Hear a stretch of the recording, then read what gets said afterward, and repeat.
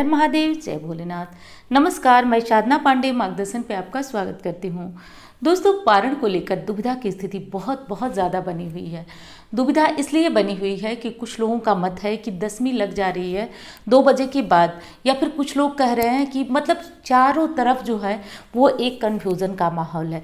आप लोग पूरी वीडियो जो मैंने दी है अब तक, आप लोग जा कर के उसका कमेंट बॉक्स चेक करिए। सिर्फ और सिर्फ संदेहात्मक प्रश्न है, और जबकि मैं लगातार बता रही हूँ कि आप लोगों को पारण किस दिन करना है, फिर भी इतने फ़ोन, इतने कमेंट कि दीदी कोई कह रहा है कि मंगलवार को पारण ही नहीं होगा।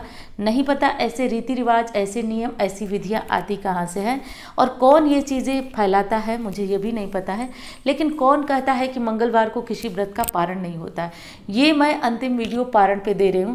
इसके बाद आप लोग अपना मत सोच लीजिएगा कि आप लोग क्या करेंगे, पारण किस दिन करेंगे। लेकिन मैं बार बार लगातार, बल्कि ये तीसरी वीडियो पारण और कलश विसर्जन पे होगी, जो मैं आपको बता रही हूँ कि पारण कब करना है। पारण कब करना है, जैसा कि मैं लगातार बता रही हूँ कि पारण जो लोग अष्टमी में व्रत किए थे 22 तारीख को, वो आज 23 तारीख को अपना जो भी नियम विधि है, हवन करते हैं, कन्या पूजन करते हैं, तो कर लेंगे वो लोग। और 23 को जो लोग 9 दिनों का व्रत है, वो लोग तो कदापि भूल कर भी आप लोग ध्यान रखिएगा कि आप लोग 23 को पारण मत करिएगा। मैं इतना आप लोगों से कह रही हूँ कि आप लोगों ने 9 दिनों का जब संकल्प लिया है कि मैं 9 दिन का व्रत करूँगी या करूँगा, तो आप कदापि आज 23 को मत खाइएगा, क्योंकि अपना व्रत आप स्वयं भंग कर लेंगे। इस बात का ध्यान रखें आप। क्षमा करें। तो अपना व्रत कही सुनी बातों से कभी भी भंग नहीं किया जाता है। शास्त्र का नियम लीजिए, देवी भागवत पुराण को लीजिए, तो 9 रात्रियां निरंतर आपके व्रत की रात्रियां होती हैं। तो किसी की कहने सुनने पे यदि आप व्रत को तोड़ लेते हैं, बस थोड़े से लोभ में, थोड़े से कहने सुनने के चक्कर में, तो आप दोष के भागी बनते हैं। ये वीडियो जो है स्पष्ट आपको करने के लिए, बिल्कुल स्पष्टीकरण के लिए ही जा रही है कि आप 9 दिनों का व्रत करते हैं और मार्गदर्शन परिवार पे भरोसा करते हैं। आप लोग कहीं किसी से पूछ लेते हैं, उसके बाद आप लोग कमेंट में ये लिख रहे हैं कि पंडित जी ने तो कहा है कि मंगलवार को पारण नहीं होता है, आप बताइए क्या करें। तो जब आप पूछ रहे हैं तो आप वही नियम पालन करिए, या फिर मुझसे मत पूछिए, क्योंकि मैं तो लगातार वही बताऊंगी जो मेरी समझ में सही है। और समझ तो छोड़िए, आप लोगों के कहने की मतलब इतना ज़्यादा कन्फ्यूज़न वाली बात हुई है कि मैंने अपने पंडित जी को भी फ़ोन किया और उनसे भी सलाह लिया। तो पंडित जी बोले हैं कि किसी के कहने सुनने पे आप जाइए ही मत, ना किसी को गलत बताइए, आप वही बताइए जो सही है। तो मतलब मैं खुद इतनी दुविधा में पड़ गई ये सारी बातें सोचकर। तो मेरे ये कहने का मतलब है कि व्रत को तोड़िएगा मत। अंतिम प्रार्थना है आपसे कि 23 को लगने दीजिए। 10वीं हमेशा उदया तिथि से मान्य होती है, तो 23 को आप लोग पारण मत करिएगा। 9 दिनों के व्रत वाले, अष्टमी और प्रतिपदा यानी चढ़ती उतरती के व्रत करने वाले, आप लोग 23 तारीख को सुबह, आप जब आपकी इच्छा हो, कन्या पूजन हवन आरती करके आप अपना व्रत खोल सकते हैं। क्योंकि अष्टमी के व्रत का विधान ही है 9वीं में पारण करना, और 9 दिनों के व्रत का विधान है 10वीं में पारण करना।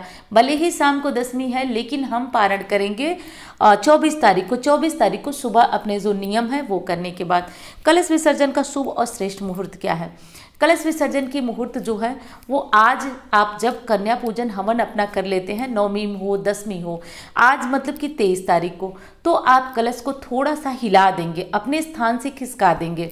उसके बाद आप ये सब काम तब आप करेंगे जब आप कन्या पूजन कर लेते हैं। नहीं भी कन्या पूजन करते हैं तो हवन कर लीजिए। हवन करने के बाद आरती कर लीजिए, माता को पूरी हलवा का भोग लगा लीजिए। सारे काम जब आप आपके हो जाए तो आप कलश को थोड़ा सा स्थान से हिला दीजिए या फिर खिसका दीजिए। कलश डुलाने प्रक्रिया बोलते हैं इसको।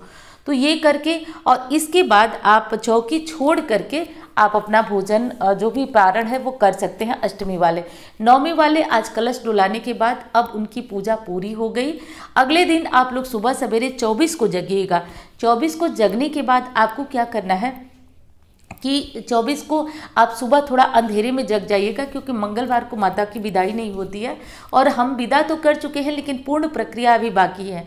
तो क्या करेंगे कि चौकी को हम अंधेरे अंधेरे उठा लेंगे। जो सामग्री है उस पे कलश के जो सामान हैं या फिर जो सिक्के सुपारी हैं, सब कुछ मैं करके भी दिखाई हूँ। कलश विसर्जन विधि मार्गदर्शन सर्च करेंगे तो एक एक चीज़ मैं करके दिखाई हूँ। तो वो भी आप हटा सकते हैं, रख सकते हैं, और थोड़ा सा दान वगैरह कर करके और तब जाकर आप अपने व्रत का पारण करिएगा।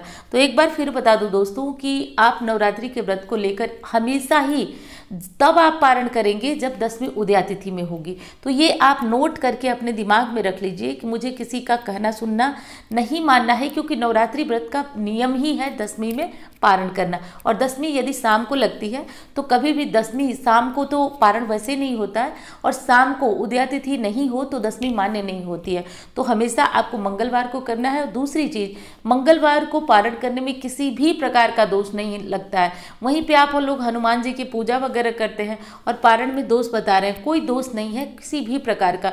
तो अब ये अंतिम आपको जानकारी जा रही है, व्रत को खोलिएगा मत, यदि नहीं खोले हैं तो अभी भी। और लगातार आप लोग खुद जाकर के कमेंट बॉक्स में पढ़िए, इतनी सारी बातें मैं स्पष्ट करने के बाद भी इतने सारे कमेंट हैं। एक चीज़ और बता दूं आपको, पारण से पहले आप कन्याओं को भोजन वगैरह जो कराते हैं, नहीं करा पाते हैं ना, तो थोड़ा दान आप अवश्य निकाल लीजिएगा। थोड़ा सा दान आप करके ही, क्योंकि 9 दिनों की कठिन तपस्या हमारी पूर्ण हो रही है। और हाँ, अब चलिए वीडियो कैसी लगी बता दीजिएगा। मैं भी जा रही हूँ, अब कन्याओं के लिए प्रसाद वगैरह तैयार कर रही हूँ, और कन्या पूजन बस थोड़ी देर में होने वाला है। आप लोगों के लगातार फ़ोन आ रहे हैं, ऑफिस से फ़ोन आया है कि कुछ करिए, वीडियो बनाइए। हम लोग लगातार जो है जवाब देते देते परेशान हैं। तो उस कारण जो है दोस्तों, इतनी सारी समस्याओं के बावजूद मैं ये वीडियो बना रही हूँ।